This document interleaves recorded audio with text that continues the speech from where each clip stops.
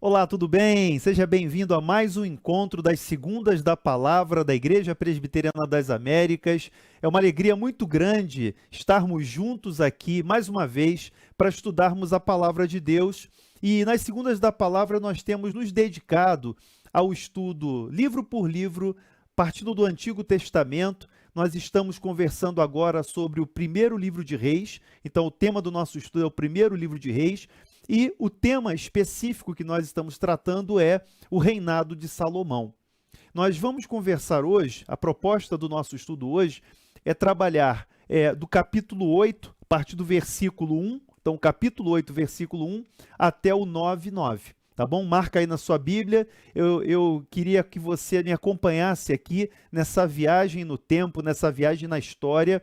E nós vamos conversar sobre a dedicação do Templo de Salomão. Vamos falar sobre esse momento em que o templo já pronto é apresentado a Deus, é consagrado, é dedicado a Deus. E nós temos algumas lições importantíssimas para aprender a partir do texto bíblico, algumas verdades que são fundamentais para as nossas vidas e que nós precisamos aqui atentar, entender, e é esse o nosso propósito aqui nas Segundas da Palavra. Vamos orar, vamos pedir ao Senhor que nos ajude, que nos dirija, vamos orar por iluminação, que o Espírito Santo venha nos dar a clareza, a iluminação, a compreensão correta do texto, e que talvez nesse encontro você veja de maneira diferente.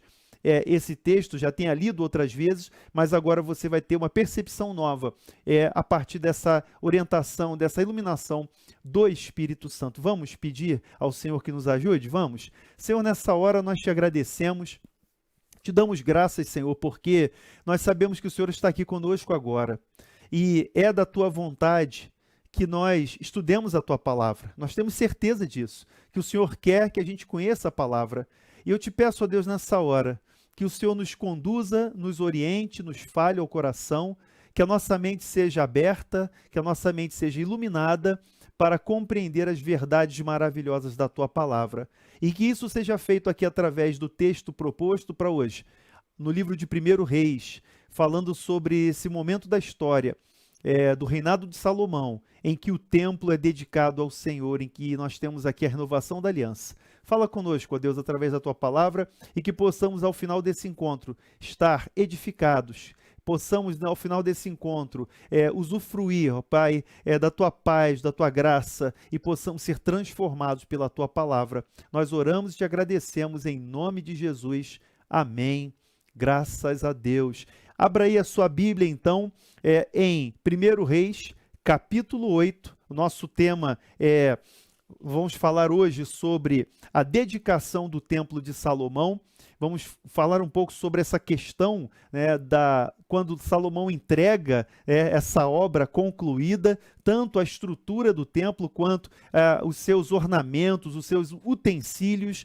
E tudo isso tem um significado e a gente vai procurar aplicar essas verdades também, trazer do texto daquele tempo, daquele momento em que Deus falou a Israel. Vamos trazer também para a nossa vida hoje o que isso significa e que isso vai trazer de reflexão para a gente, e claro que pode ser aplicado na nossa vida prática também. Eu queria que você lesse aí comigo a primeira parte do capítulo 8, quando Salomão traz a arca para o templo. Esse é um momento importante porque, terminada ali a obra do templo, terminada a preparação de toda a sua estrutura e seus utensílios, Salomão faz aqui o transporte da arca. Ele determina o transporte da arca. Então diz o texto: congregou Salomão os anciãos de Israel, todos os cabeças das tribos, os príncipes das famílias dos israelitas, diante de si em Jerusalém. Para quê? Para fazerem subir a arca da aliança do Senhor, da cidade de Davi, que é Sião, para o templo. Para aí um pouquinho só para a gente poder recordar, visualizar essa realidade. Lembra que numa determinada época da história de Israel, você vai ver isso lá no primeiro livro de Samuel, você vai encontrar esse relato, e você já estudou isso aqui nas Segundas da Palavra.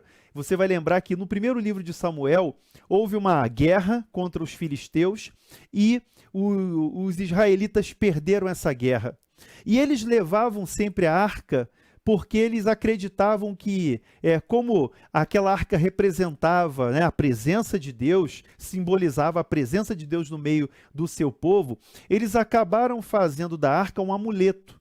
Então eles levavam a arca para a batalha, eles acharam que levando a arca para a batalha, Deus, estando com eles ali presente, simbolizado na arca, Deus lhes daria a vitória. Só que não foi isso que aconteceu. E aí você vê o povo de Israel derrotado, cada um voltando para suas casas, para suas tribos, e aquela expressão Icabode, foi-se a glória de Israel. Foi-se a glória de Israel porque a arca foi levada para os filisteus, ela foi capturada pelos filisteus. Isso teve um peso muito grande, um abalo moral muito grande na vida de Israel. Essa arca foi para os filisteus, ela ficou um tempo ali dentre os filisteus, até que eles passaram a ser acometidos por pragas, né, por determinados juízos de Deus, porque a arca era realmente um utensílio lá do tabernáculo. Eu queria que você guardasse essa informação. A arca era um dos utensílios do tabernáculo de Moisés. No tempo aí de Samuel, não havia mais aquele tabernáculo como era o tabernáculo móvel de Moisés, no tempo da peregrinação do deserto. Você não tinha mais aquele tabernáculo de Moisés nesse tempo, nessa transição dos juízes, né, para o início ali da monarquia em Israel. Então o que acontece? Os filisteus percebem que estavam sendo ali castigados por Deus por causa da arca, então eles devolvem a arca. Eles percebem que eles tinham que se livrar daquela arca. Então eles encaminham aquela arca ali colocam em cima de um carro e encaminham ali para um carro de boi, na verdade, um carro, né, uma carroça, e a arca é enviada até para voltar para Israel. Muito bem. Nós temos uma realidade em que depois de a arca ter ficado ali em determinada localidade, Davi, quando assume o reinado, e por que eu vou fazer? Vou saltar logo para Davi, para a gente ganhar tempo na história. Quando Davi assume o reinado, e ele tem ali a sua disposição, né? Essa arca que é recuperada, então o povo de Israel consegue recuperar a arca e Davi tem o desejo de trazer a arca para Jerusalém. Só que Davi faz a coisa errada. Ele tem a boa intenção, mas ele faz, né, o transporte da arca da maneira errada. Ele coloca no carro de boi, e aí você lembra daquela história trágica de dois homens, Uzá e Aiô. Esses homens conduziam ali, tocavam o carro de boi, né? Então, uma hora que a arca parecia que ia cair do carro de boi, Uzá estendeu a mão para segurar a arca. E aí o que aconteceu? Uzá foi despedaçado ali diante do Senhor. Por quê? Porque ele estendeu a mão para a arca. Então, houve mais uma vez, né, na história ali, e Davi, cheio de boas intenções, ele passa por essa frustração, porque ele não consegue trazer a arca. O povo teme a Deus, o povo percebe que, né, tinha feito alguma coisa errada, e a arca fica na casa de Obed-Edom. A arca, ninguém queria mexer na arca, a arca fica na propriedade, na terra de Obed-Edom.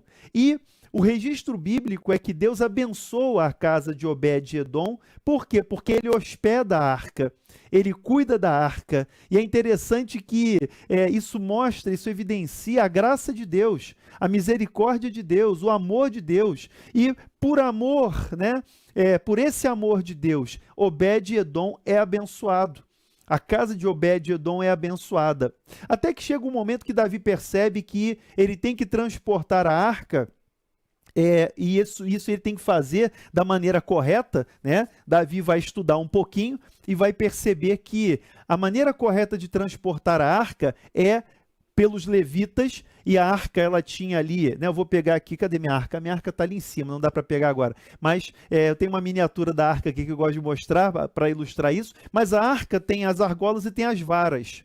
Então, a correta maneira de transportar a arca é nos ombros dos levitas. Os levitas eram os encarregados de carregar a arca sobre os seus ombros nas varas que tinham sido feitas para isso. Então veja que interessante, né? E a primeira lição que a gente pode tirar aqui, fazendo essa recordação rápida, mesmo que a gente tenha boas intenções, isso não é suficiente, tá? Entenda isso. Se você quer servir a Deus, se você quer agradar a Deus, agrade a Deus segundo a sua vontade. Agrade a Deus segundo a sua palavra. A gente não pode servir a Deus do nosso jeito. O problema dessa história, nessa lembrança que a gente está fazendo, é que Davi, com boa intenção, queria trazer a arca, mas trouxe da maneira errada. Deus estabelece a maneira como ele quer ser servido. Nós não estabelecemos isso. Deus é que estabelece a forma como ele quer ser servido. Então, Davi entende isso. Você vai encontrar esse relato, né, da chegada da arca, você vai encontrar esse relato em 2 Samuel, no capítulo 6, dos versículos 1 a 15. Depois você vai ler aí na recordação, fazendo a revisão aí no seu dever de casa. 2 Samuel, capítulo 6, versículos 1 a 15, vão contar essa história da vinda da arca. Davi queria trazer a arca para Jerusalém.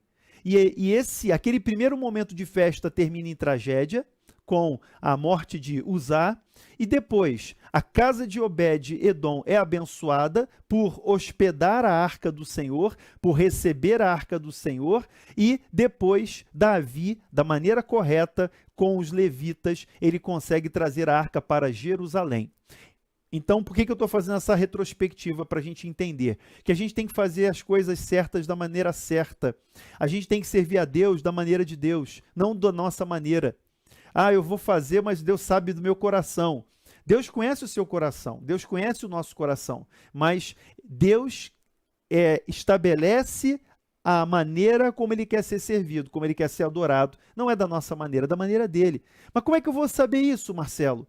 Estudando a palavra de Deus. É por isso que nós precisamos conhecer mais e mais a palavra de Deus. Precisamos estudar a palavra de Deus, mas com inteligência, com sabedoria, né? Buscando o contexto, buscando entender o que o autor bíblico quis dizer, o que o Espírito Santo quis indicar ali naquele texto, isso com muito temor e tremor e com muita humildade diante do Senhor. É isso que nós precisamos fazer. A nossa arrogância nos leva a fazer coisas que Deus não mandou. Já percebeu isso? Às vezes Deus não mandou a gente fazer aquilo, a gente resolve fazer e acha que está agradando a Deus e não está. Então a primeira lição é essa. Mas vamos para o deslocamento da arca, então, agora para o templo.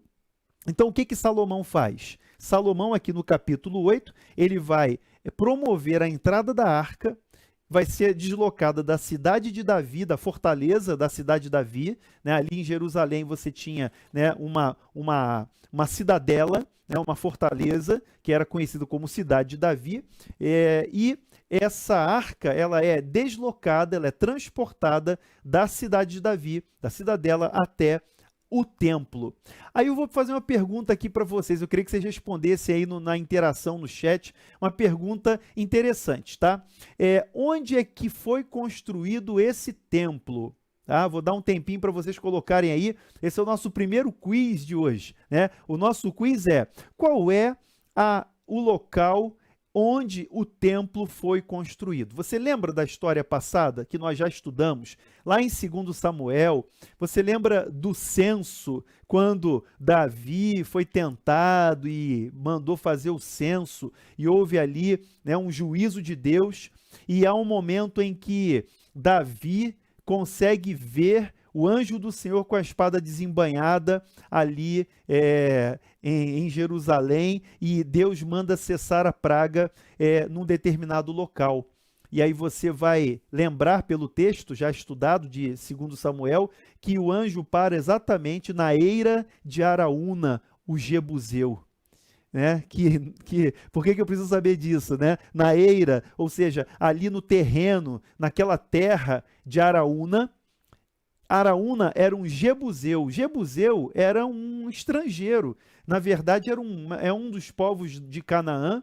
E os jebuseus ocupavam a fortaleza de Jebus, que era Jerusalém. Jerusalém, então, quando ela é conquistada por Davi, Davi consegue vencer os jebuseus, que eram, né, que era um povo ali de Canaã e que ocupava essa região, esse monte de Jerusalém, né, na verdade Sião, a região de Sião, que é um monte, e onde fica a cidade de Jerusalém, a fortaleza dos Jebuseus, Jebus. Então, Araúna era jebuseu, era estrangeiro, e aí você vê novamente, eu queria retratar novamente aqui, e fazendo essa recordação acerca da graça de Deus. Veja, Obed-Edom cuidou da arca e foi abençoado. A praga cessa, né, no momento em que o anjo do Senhor com a espada desembainhada estava ali, chegando à eira de Araúna, e ali cessa a praga. E Davi compra o terreno. Araúna, o jebuseu, oferece o terreno, mas Davi diz assim, olha, eu não vou oferecer a Deus coisa que não me custe nada. Isso está lá em 2 Samuel, nós já estudamos sobre isso. E aí, Davi compra aquele terreno. A eira de Araúna é comprada por Davi. E aquele lugar que Davi compra é o lugar da construção do templo. Aquele terreno é que até hoje você tem ali na Jerusalém moderna, está ali aquela chamada coluna do templo, onde você tem ali uma mesquita, né? É aquela região ali, aquele pedaço de Jerusalém, onde fora construído o templo de Salomão. Então, você tem aí esses relatos, né, essas lembranças da história já estudada, para que a gente chegue nesse momento. Então, a arca é deslocada lá da cidadela, da cidade de Davi, para esse local que antes era, né, um terreno pertencente a Araúna, que fora comprado por Davi naquela ocasião, lá no finalzinho do 2º livro de Samuel. Mas vamos lá, vamos avançar um pouquinho mais aqui no texto, e ele diz assim, olha, então ele congregou todos os líderes, ele congregou os cabeças das tribos, os príncipes das famílias dos israelitas diante de si em Jerusalém, para fazerem subir a arca da aliança do Senhor, da cidade de Davi, que é Sião, para o templo, que fica nesse terreno que eu citei, que era a eira de Araúna, aquele terreno comprado por Davi. Todos os homens de Israel se congregaram junto ao rei Salomão na ocasião da festa, no mês de Etanim, que é o 7º.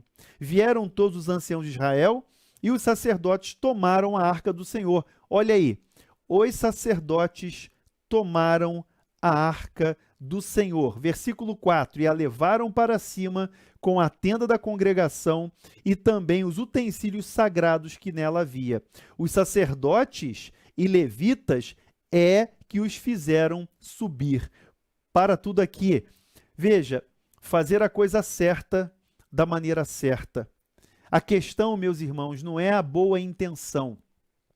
E a gente tem que entender isso, que as coisas de Deus são feitas da maneira de Deus. E Salomão acertou nesse ponto. E Salomão já conhecia a história. Salomão já tinha, né? Davi já devia ter orientado, falado com ele. Olha, você vai fazer o templo, você vai construir, você vai estabelecer o culto, você vai fazer subir a arca. Mas olha, cuidado, a arca tem que ser transportada pelos levitas, os sacerdotes são encarregados disso. Leva e com muito temor, com muita reverência, faça isso, Salomão. Salomão faz, né? E um outro ponto importante também aqui é que toda a liderança de Israel se reúne para esse ato. Esse ato é importante no sentido político, né, no sentido do reinado de Salomão, porque ele faz congregar todos os líderes, todos os cabeças e príncipes, né? Príncipes aqui são os líderes, os principais das tribos de Israel, e ele consegue, né, nesse momento, nessa festa solene, ele consegue congregar, reunir todas essas lideranças, o que é muito importante, né? Salomão, que está nos seus primeiros anos de reinado, lembra que essa construção do templo levou aí cerca de 6 anos, mais ou menos. Então ele já está aí nos primeiros, na sua primeira década de reinado, e o reino de Salomão, ele vai se consolidar mais ainda com esse momento da consagração, da dedicação do templo aqui em Jerusalém. Seguindo um pouquinho, o versículo 5 diz que o rei Salomão e toda a congregação de Israel que se reuniram a ele, estavam todos diante da arca, sacrificando ovelhas e bois, que de tão numerosos não se podia contar. Então, o narrador usa aqui até uma linguagem exagerada, né? Incontáveis sacrifícios. Puseram os sacerdotes, atenção, puseram os sacerdotes a arca da aliança do Senhor no seu lugar. Qual é o lugar? No Santíssimo, no Santo dos Santos. Então, diz, no santuário mais interior do templo, no Santo dos Santos, debaixo das asas dos querubins. Então, se você voltar um pouquinho aqui, em 1 Reis, lê os capítulos 6 e 7, você vai ver a descrição dessas figuras, e daqui a pouco eu vou fazer um paralelo aqui importante para a gente aplicar essas verdades, né, com relação ao templo, tá bom? Mas eu queria focar nessa chegada da arca. Diz aqui o versículo 7, pois os querubins estendiam as suas asas sobre o lugar da arca, e do alto cobriam a arca e os varais. Então, no Santo dos Santos, havia essa figura dos querubins com as asas estendidas, e a arca era coberta por essa figura dos querubins. Marcelo, os mandamentos do Senhor, lá em Êxodo capítulo 20, nós temos que o Senhor mandou não fazer imagem de escultura. Né? Talvez essa dúvida surja aqui para a gente nesse momento. Né? Lá, né, nos 10 mandamentos, nós temos o segundo mandamento não fazer imagens de escultura. Ou seja, não criar qualquer imagem, qualquer ídolo, né? O único que é digno de adoração é o Senhor, somente a Ele, né? Não terás outros deuses diante de mim, é o primeiro, não farás imagens de escultura, né? Também se segue aí esse mandamento, essa proibição de adorar ídolos, de adorar imagens. Aí a pergunta esses querubins seriam uma violação ao mandamento do Senhor? A resposta só pode ser negativa, meus irmãos. A resposta só pode ser negativa. Por que eu estou dizendo isso? Você vai ver que tanto o tabernáculo de Moisés quanto esse templo de Jerusalém, construído por Salomão, ele foi feito segundo uma orientação divina. Eu queria que você lesse comigo. Vamos fazer então uma viagem para entender isso? Leia comigo o Êxodo capítulo 25, versículos 9 e 40. Vamos voltar um pouquinho? Êxodo, capítulo 25, volta aí no Pentateuco, Êxodo, capítulo 25, leia comigo, versículo 9 e versículo 40. Então aqui, olha, Êxodo 25, nós temos as orientações de Deus para a elaboração do tabernáculo, a construção do tabernáculo lá por Moisés, lá no Êxodo. Então, 25, versículo 9 de Êxodo. Segundo tudo que eu te mostrar para modelo do tabernáculo e para modelo de todos os seus móveis, assim mesmo o fareis. Esse é o versículo 9 de Êxodo 25. No versículo 40, Deus diz assim para Moisés: vê, pois, que tudo faças segundo o modelo que te foi mostrado no monte. Então, o que eu quero chamar a atenção? Os elementos do tabernáculo, eles não eram objetos para serem adorados. Eles eram objetos do tabernáculo voltados à adoração a Deus. Objetos, utensílios destinados à adoração do Deus verdadeiro, do Deus vivo. Então, não há que se falar aqui em idolatria, imagens de escultura, não é essa a ideia. Então, a gente tem que ter cuidado com essa questão, né? Entender, discernir acerca do mandamento do Senhor que proíbe a adoração de ídolos e a elaboração desse tipo de adoração, desse tipo de uso que foi orientação de Deus para a construção do tabernáculo e dos seus utensílios, tá? Então, eu falei de Moisés. Agora, eu queria que você abrisse 1 Crônicas, capítulo 28, versículo 19. Vamos lá? Então, avança um pouco aí para primeiro livro de Crônicas, 1 Crônicas, capítulo 28, versículo 19. Achou aí? 1 Crônicas 28, 19. Aí você vai perceber o seguinte, né? Vou dar um spoiler aqui. 28, 19. Leia comigo aí. Diz assim, olha, tudo isso, 1 Crônicas 28, 19. Tudo isso, disse Davi, me foi dado por escrito, por mandado do Senhor, a saber, todas as obras dessa planta. Espera aí, Davi está falando sobre o templo. Então, Davi dá a Salomão a planta do templo. Davi passa a Salomão todas as instruções para a construção desse santuário. Então é por isso que o versículo 19 de 1 Crônicas 28 diz: tudo isso, disse Davi, me foi dado por escrito, por mandado do Senhor, a saber, todas as obras dessa planta. E aí Davi diz para Salomão, versículo 20 de 1 Crônicas 28, disse Davi a Salomão, seu filho, sê forte e corajoso, e faze a obra, não temas, nem te desanimes, porque o Senhor Deus, meu Deus, há de ser contigo. Não te deixará, nem te desamparará, até que acabes todas as obras do serviço da casa do Senhor. Então, o que eu quero enfocar aqui quanto a isso? O templo de Salomão, o templo construído por Salomão, ele seguiu a planta, ele seguiu as instruções que Davi passou para Salomão. Mas essas instruções foram dadas por Deus. Está aqui em 1 Crônicas 28, 19. Davi declara que foi Deus que deu por escrito para ele todas essas providências. E da mesma maneira, lá no tabernáculo de Moisés, nós vamos encontrar também essa referência do capítulo 25 de Êxodo, de que Deus ordenou a Moisés que fizesse tudo exatamente como ele havia recebido lá no monte. Tudo bem? Então, é importante a gente perceber isso. Fazer as coisas de Deus da maneira de Deus. Não da nossa maneira, não de acordo com a nossa ideia.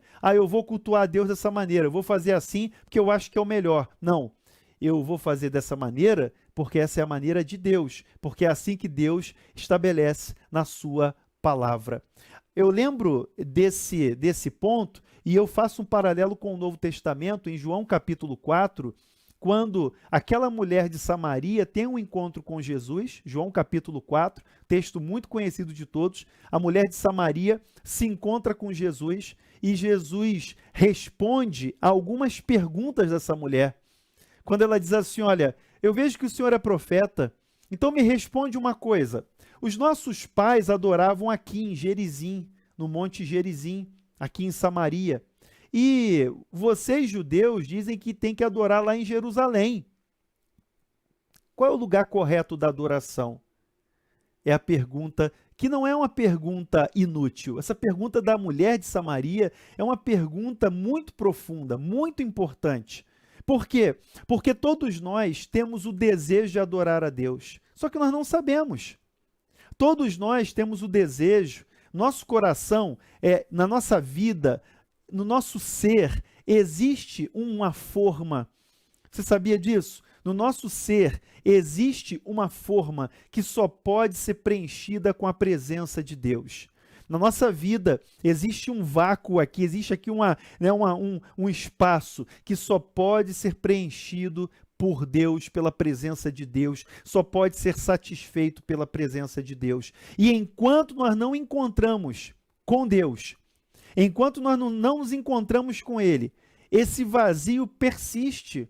E a gente vai criar ídolos, e a gente vai criar situações para tentar satisfazer esse buraco, para tentar cobrir esse vácuo. Mas a gente tem que encontrar o verdadeiro Deus. E Jesus responde para a mulher, olha, é chegada a hora. Mulher, vem a hora e já chegou. Em que nem naquele monte, nem em Jerusalém, nem aqui nem lá, não é isso que Deus quer. Mas ele diz assim, olha, Deus procura verdadeiros adoradores, que o adorem em espírito e em verdade. São esses esses que Deus procura para seus verdadeiros adoradores. Ou seja, adorar a Deus da maneira de Deus. Verdadeiros adoradores em espírito e em verdade. Significa que não é pela intenção de quem adora ou de quem oferece alguma coisa a Deus, mas é da maneira como Deus estabelece. E nós cremos que a maneira que Deus estabelece é através da sua palavra. E esse Deus que procura adoradores, ele, na verdade, ele vem a nós, ele toma a iniciativa de vir a nós, e ele vem a nós porque ele deseja verdadeiros adoradores. Isso é importante porque eu e você somos chamados a fazer parte dessa verdadeira adoração em espírito e em verdade. Nós somos convocados para sermos aqui verdadeiros adoradores, filhos de Deus e, é claro, como filhos de Deus, obedecendo a sua palavra e fazendo conforme a sua palavra, conforme Deus deseja que nós façamos. Então, é essa ideia, né, que Salomão segue, então ele cumpre exatamente aquilo que foi orientação recebida por Davi da parte de Deus, assim como Moisés também recebera quanto à preparação do tabernáculo. Então, voltando aqui para o nosso texto, falando sobre 1 Reis, eu fui lá em Crônicas, né? Fiz o spoiler de Crônicas. Você vai ver que em Crônicas muitas narrativas se repetem do que a gente já está estudando aqui. Lá em Crônicas você vai ver a repetição dessas narrativas e oportunamente a gente vai chegar nesse ponto aí. Mas voltemos aqui a 1 Reis, capítulo 8, e ele diz assim, olha, o versículo 9, vamos para o versículo 9. Nada havia na arca senão 2 tábuas de pedra, que Moisés ali pusera junto a Horebe, quando o Senhor fez aliança com os filhos de Israel ao saírem da terra do Egito. Alguém pode dizer assim, Marcelo, mas espera aí, eu lembro que na narrativa do Pentateuco, né, você tem ali a vara de Arão que florescera, um pote de maná e as tábuas da lei. É verdade, você vai encontrar essa narrativa. Mas se você for lá em Deuteronômio, capítulo 10, versículo 5, vamos abrir aí, Deuteronômio, capítulo 10, versículo 5, essa ligação aqui é importante, Deuteronômio, capítulo 10, vamos ler de 1 a 5, que é melhor? De 1 a 5, fica melhor, tá? Deuteronômio, volta lá no Pentateuco, quinto livro, Deuteronômio diz assim, capítulo 10, versículos de 1 a 5. Ele diz, naquele tempo me disse o Senhor, lavra 2 tábuas de pedra, como as primeiras, e sobe a mim ao monte, e faze uma arca de madeira. Escreverei nas 2 tábuas as palavras que estavam nas primeiras que quebraste, e as porás na arca. Assim, fiz uma arca de madeira, de acácia, lavrei 2 tábuas de pedra, como as primeiras, subi ao monte, com as 2 tábuas na mão. Assim, escreveu o Senhor nas 2 tábuas, segundo a primeira escritura, os 10 mandamentos que ele vos falara no dia da congregação no monte, no meio do fogo, e o Senhor mais deu a mim. Versículo 5, virei-me e desci do monte, pus as tábuas na arca que eu fizera, e ali então como o Senhor me ordenou. Então aqui em Deuteronômio, você tem aqui a repetição da lei, você tem aqui Moisés discursando para a nova geração, e ele fala das segundas tábuas da lei. Ele fala então desse registro, né, acerca do que foi colocado dentro da arca, tá bom? Uma outra questão que a gente deve ponderar também é que pode ter sido durante, lembra a minha narrativa inicial quando a arca foi capturada pelos filisteus e os filisteus olharam para dentro da arca e os filisteus ali profanaram a arca. Então, o que acontece? Muito provavelmente os elementos interiores da arca tenham se perdido durante esse período em que a arca ficou lá com os filisteus. Então veja, permanece dentro da arca, de acordo com o relato de Reis, aqui 1 Reis capítulo 8, no versículo 9, permanecem na arca apenas as 2 tábuas da lei. E aqui a referência da aliança do Senhor lá, que nós citamos aqui em Deuteronômio, referindo aí a aliança do Senhor feita por meio de Moisés, o mediador, no Horebe.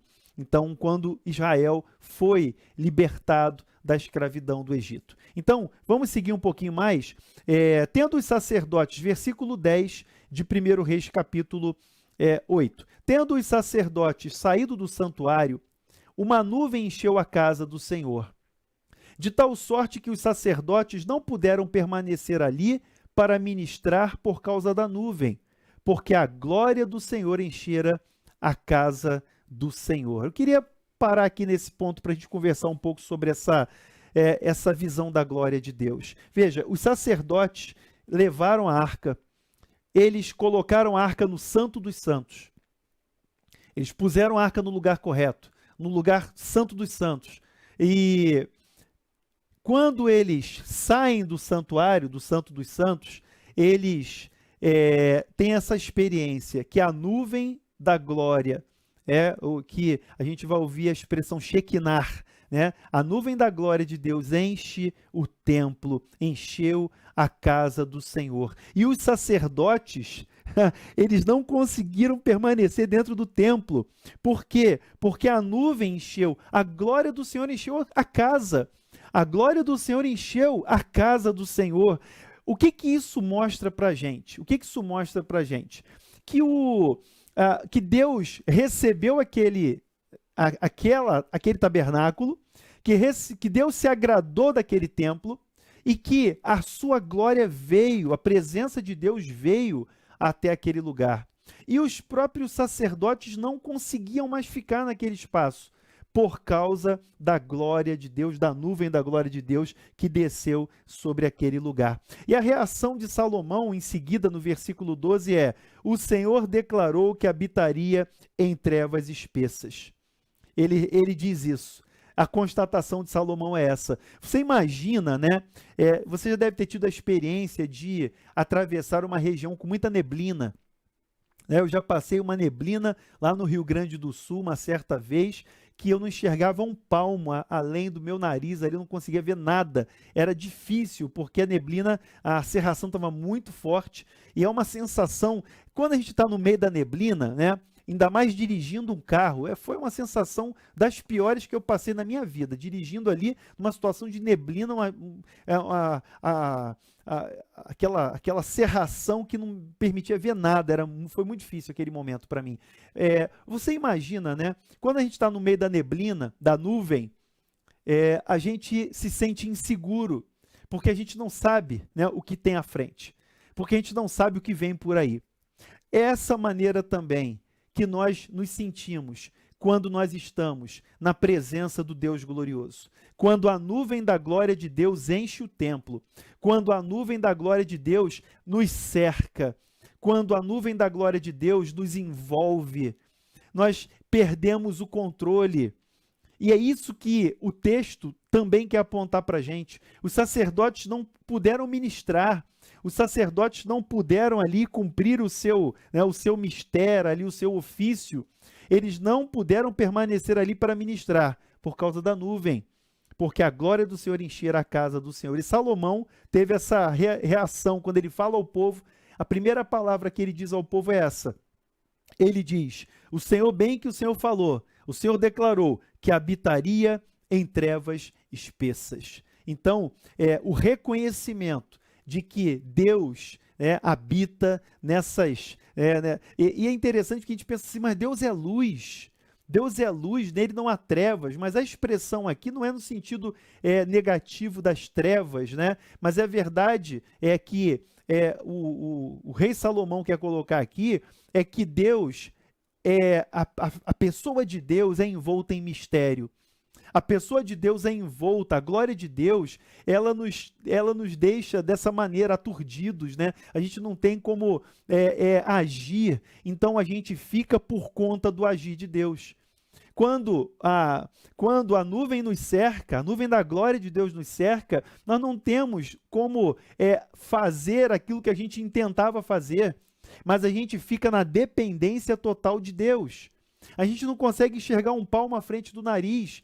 Então a gente confia na direção de Deus, a gente confia na orientação de Deus, aquilo que Deus vai dizer para a gente fazer. E é essa constatação de Salomão. E aí ele diz assim no versículo 13: na verdade, edifiquei uma casa para a tua morada, lugar para a tua habitação, para a tua eterna habitação. E aí então voltou o rei o rosto e abençoou toda a congregação de Israel, enquanto se mantinha toda de pé. E o que Salomão diz, esse primeiro discurso de Salomão? Ele diz: bendito seja o Senhor, o Deus de Israel, que falou pessoalmente a Davi meu pai, e pelo seu poder cumpriu dizendo: desde o dia em que tirei Israel, o meu povo do Egito, não escolhi cidade alguma de todas as tribos de Israel para edificar uma casa, a fim de ali estabelecer o meu nome, porém escolhi a Davi para chefe do meu povo de Israel. Também Davi, meu pai, diz Salomão, propusera em seu coração edificar uma casa ao nome do Senhor, o Deus de Israel. Mais uma vez, a questão da intenção, nós já vimos sobre isso, já conversamos sobre isso em momentos, em aulas passadas aí, você pode recordar assistindo aí na nossa playlist, você pode voltar às aulas anteriores e pegar esse complemento, mas Davi queria construir a casa de Deus, Deus não deixou. Diz o versículo 18, porém o Senhor disse a Davi, meu pai, já que desejaste edificar uma casa ao meu nome, bem fizeste em o resolver em seu coração, em teu coração. Todavia, não edificarás a casa, porém o teu filho, que descenderá de ti, ele a edificará ao meu nome, a casa ao meu nome. Assim, versículo 20, cumpriu o Senhor a sua palavra, que tinha dito, pois me levantei no lugar de Davi, meu pai, e assim me assentei no trono de Israel, como prometera o Senhor, e edifiquei a casa ao nome do Senhor, Deus de Israel, e nela constituí um lugar para a arca, em que estão as tábuas da aliança que o Senhor fez com os nossos pais, quando os tirou da terra do Egito. Então, eu vou parar aqui nesse ponto, eu queria fazer algumas considerações, tá? A gente já vai, eu vou já caminhar para a conclusão, né? Eu tinha prometido que chegaria até o capítulo 9, mas eu vou parar aqui. Por que eu quero parar aqui? Que eu quero fazer uma aplicação importante para a gente, tá? E eu quero passar um dever de casa para você, um exercício para você fazer. Você topa fazer o exercício, o dever de casa?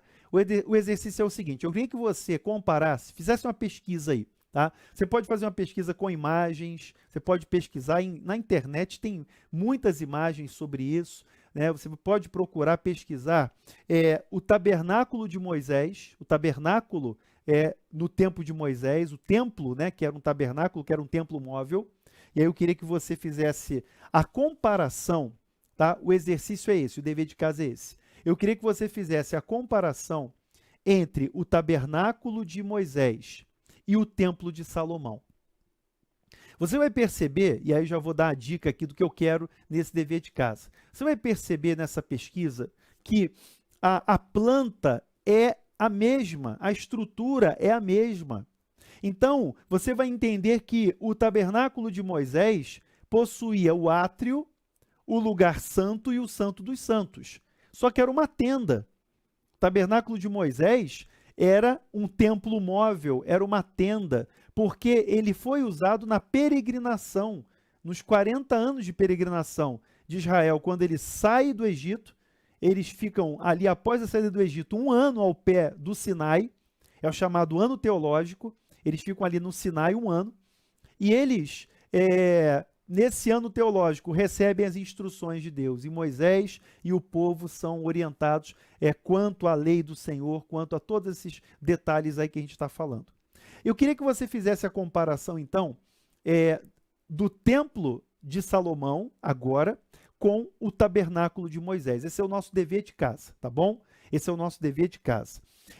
E que você pudesse fazer esse paralelo, comparando, né, os utensílios, comparando as medidas. Não vou dar a resposta aqui, você vai fazer esse exercício em casa aí. Pegando as medidas, você já conhece, você já estudou o Pentateuco aqui nas Segundas da Palavra, então você conhece já o tabernáculo, os elementos do tabernáculo. Eu queria que nesse exercício você olhasse para a estrutura do templo de Salomão, está aí nos capítulos 6 e 7, você vai ver essa estrutura, as medidas e comparasse, tudo bem? E eu queria que você identificasse um ponto de ligação, né? Já deu para perceber aqui no capítulo 8 que existe essa ligação, porque você tem a arca, você tem as tábuas da lei dentro da arca, e você já viu aqui na fala de Salomão que a cidade de Jerusalém, a cidade santa, né, o Monte Santo do Senhor, que foi escolhido para a habitação, para o descanso da arca, para a construção do templo. Então, eu queria que você fizesse esse paralelo aí, tá? tá bom? Fazer no dever de casa, então, essa pesquisa, esse paralelo. E eu queria só fazer algumas considerações finais para a gente poder aplicar, para a gente poder também já concluir aqui o nosso estudo de hoje, tá? Eu queria que você entendesse que toda a narrativa aqui de 1 Reis, você vai ver que a gente está quase concluindo já o reinado de Salomão. Lá no capítulo 10 já termina, no 10 para o 11, você já tem o fim do reinado de Salomão. Depois vai haver a divisão do reino. Você percebe que a ênfase do reinado de Salomão é o templo. Percebeu? O centro da narrativa acerca do reinado de Salomão é o templo. A gente falou sobre a sabedoria, a gente falou sobre a glória de Salomão, a gente citou isso já, mas o ponto central é o templo. E eu queria que você, fazendo essa pesquisa aí no dever de casa, do tabernáculo de Moisés e do templo de Salomão, percebesse essa ligação entre esses dois modelos, tá bom? E eu queria que você enxergasse um pouco mais além. Tá? E aí, nesse ponto aqui, eu vou fazer uma proposta que vai fazer todo sentido aqui para a gente, né? Aplicando esse conteúdo para a nossa realidade, para a nossa vida. Meus irmãos, se a gente entender, se a gente compreender a razão de ser do templo, esses templos do Antigo Testamento, o tabernáculo, o templo de Salomão, a narrativa bíblica, ela quer apontar para uma realidade de Deus habitando com o seu povo. Essa é a intenção da narrativa bíblica, tá bom? Se você olhar para o Éden, lá no Éden você tem um arquétipo do templo. Já percebeu que no Éden você tem ali um arquétipo, ou seja, uma ideia de um templo, né? Claro, antes de existir um templo físico, mas o Éden já é o lugar de adoração, já é o lugar da presença de Deus, já é um templo. Porque você vai ver, e aí eu queria que você fizesse essa identificação dos elementos da criação, dos elementos que Deus estabelece no Éden, como um lugar de adoração, como um arquétipo do templo, como um arquétipo dos templos que virão aqui no Antigo Testamento, e tudo isso apontando para a consumação dos séculos. Eu queria terminar lendo com você Apocalipse capítulo 21, abre aí por favor, Apocalipse capítulo 21, dos versículos 1 a 5. Eu queria terminar com essa palavra e deixando o deverzinho de casa aí para você fazer essa pesquisa. Você pode fazer uma pesquisa com imagens, tá?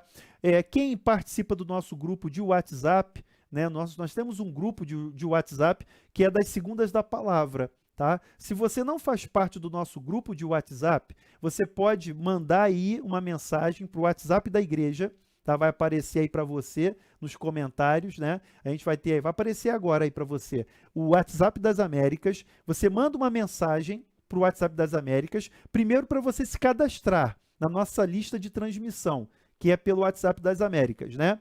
E também você vai dizer o seguinte, coloca assim, olha, eu gostaria de fazer parte do grupo de WhatsApp das segundas da palavra, tá bom? E aí, quem faz parte do grupo lá de WhatsApp das segundas da palavra, pode colocar lá a sua pesquisa, pode colocar as imagens que conseguiu. Então, eu queria que a gente pudesse interagir no grupo também de WhatsApp sobre essa nossa pesquisa. Combinado? Tá? Entregue aí o dever de casa. Vamos fazer isso então durante essa semana para o nosso próximo encontro. Mas eu queria que você lesse comigo Apocalipse capítulo 21, versículos 1 a 5. Vamos lá? Vem comigo aqui. Apocalipse 21, versículos 1 a 5. Irmãos, a gente está estudando o templo de Salomão. A questão aqui não é a glória do templo de Salomão, porque esse templo foi destruído com a invasão da Babilônia no ano 586, ali antes de Cristo. Esse templo, ele foi destruído, ele desvaneceu, mas em Apocalipse capítulo 21, o texto diz o seguinte, João diz assim, eu vi novo céu e nova terra, pois o primeiro céu e a primeira terra passaram e o mar já não existe. João está dizendo no finalzinho de Apocalipse que ele viu novo céu e nova terra, porque o primeiro céu e a primeira terra passaram e o mar já não existe. Versículo 2: vi também a cidade santa. Vi também a cidade santa, a nova Jerusalém. A nova Jerusalém que descia do céu, da parte de Deus, ataviada como noiva, adornada para o seu esposo. Que visão maravilhosa! A nova Jerusalém, a cidade santa, que descia do céu, da parte de Deus, adornada, ataviada como noiva, adornada para o seu noivo, para o seu esposo. Quem é o esposo? É Jesus. O esposo é Cristo. Diz o versículo 3: então ouvi grande voz vinda do trono, dizendo: eis o tabernáculo de Deus com os homens. Deus habitará com eles. Eles serão povos de Deus, e Deus mesmo estará com eles. Versículo 4. Ele lhes enxugará dos olhos toda lágrima, e a morte já não mais existirá. E não haverá luto, nem pranto, nem dor. Por quê? Porque as primeiras coisas passaram. E o versículo 5 diz: e aquele que está sentado no trono diz: eis que faço novas todas as coisas. E acrescentou: escreve. Essas palavras são fiéis e verdadeiras. Escreve, porque essas palavras são fiéis e verdadeiras. Olha, parando aqui nesse texto, eu quero que você entenda que esses templos, o tabernáculo, o templo de Salomão, eles são sombras, eles são apenas assim diria uma metáfora, né, uma apresentação, uma representação, na verdade, do templo verdadeiro, que você vê aqui em Apocalipse capítulo 21, dos versículos 1 a 5. Porque João viu novos céus, nova terra, vi novo céu, nova terra, e ele diz que o que era, né, o antigo já passou, o primeiro céu, a primeira terra passaram. E o versículo 3, a voz que vem do trono diz: eis o tabernáculo de Deus com os homens.